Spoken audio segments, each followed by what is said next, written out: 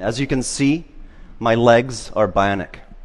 In 1982, both of my legs were amputated due to tissue damage from frostbite incurred during a mountain climbing accident. At that time, I didn't view my body as broken. I reasoned that a human being can never be broken. I began by developing specialized limbs that allowed me to return to the vertical world of rock and ice climbing. Through technological innovation, I returned to my sport stronger and better. Technology had eliminated my disability and allowed me a new climbing prowess. The bionic limbs that I'm wearing are called biomes. They've been fitted to nearly 1,000 patients, 400 of which have been U.S. wounded soldiers. We use imaging tools such as MRI to look inside my body to figure out the geometries and locations of various tissues. Here's a 14 actuator circle that goes around the biological limb. The actuators come in, find the surface of the limb, measure its unloaded shape, and then they push on the tissues to measure tissue compliances at each anatomical point. Across my residual limb are electrodes that measure the electrical pulse of my muscles.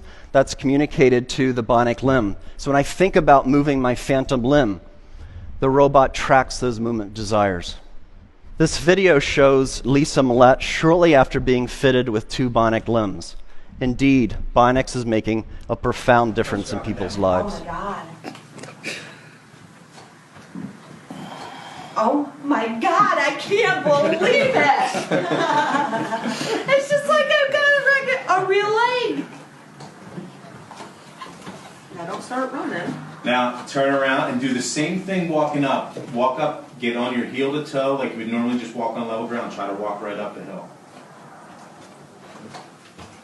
Oh my God. They're pushing you up? Yes, I can't even describe it. It's pushing you right up. Basic levels of physiological function should be a part of our human rights. As a society, we can achieve these human rights if we accept the proposition a person can never be broken.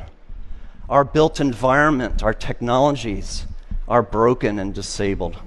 Indeed, through fundamental advances in bionics in this century, we will set the technological foundation for an enhanced human experience.